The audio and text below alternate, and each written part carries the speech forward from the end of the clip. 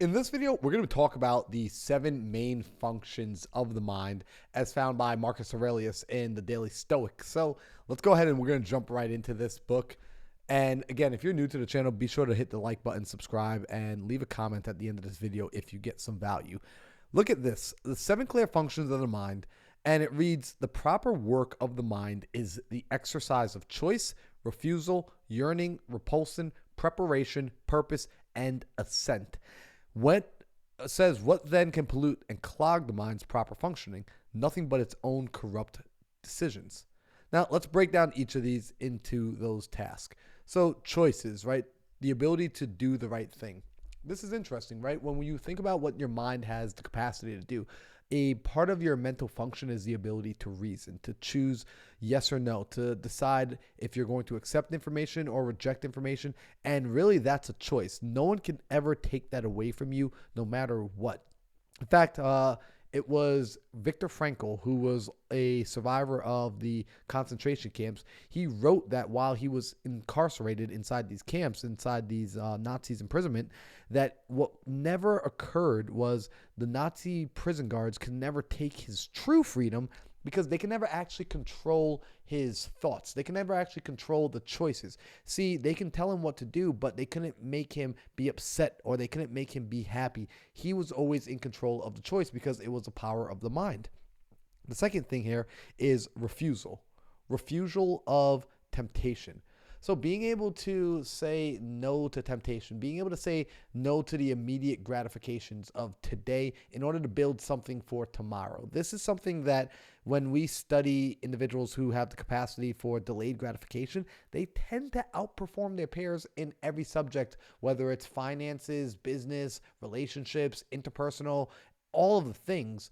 The person that can basically hold their breath longer, that can wait longer before seeing a reward, is going to typically be able to get further. So it's being able to say no to the good today in order to say yes to the great thing tomorrow. Let's look at this. Yearning. So a power of the mind is that yearning to be better, that desire for greatness, that desire to be more than what you currently are. That's how we progress. As humans, we absolutely love to progress. If you haven't noticed already, this is why you always want to pick up another book and learn something new, why you listen to a new podcast, why you go on adventures and travel the world and see places you haven't seen before. It's a yearning to be better. There's repulsion, and this is repulsion of negativity, bad influence, and what isn't true. Again, along with that choice is the capacity to simply press out of your life things that are not serving you. In fact, I learned this from Jim Rohn. He would say every day stand guard of the door of your mind. He says you don't want to let negative things into your garden, because if you let people plant negative seeds in your garden, it will grow just as readily as the positive seeds in your life. So watch your garden and watch your coffee. Preparation for what lies ahead or whatever may happen. So a part of the mind is this ability to plan, to prepare, to be like Batman with your utility belt and your contingency plans. You always want to be able to prepare for the future because, quite frankly, you're the one creating this future and it's your life. Nobody else is going to come and do it for you. Look at this. He says purpose are guiding principles to our highest priority. So it's our mind's capacity to determine what is our purpose, to be able to seek and find the answer to that question on why am I here? What do I do? What am I meant to serve? And how am I meant to serve? And then finally, to assent, to be free of deception from what's inside and outside of our control and to be ready to accept the latter. So what I like is when he says assent, I almost hear surrender. The ability to simply say it is what it is.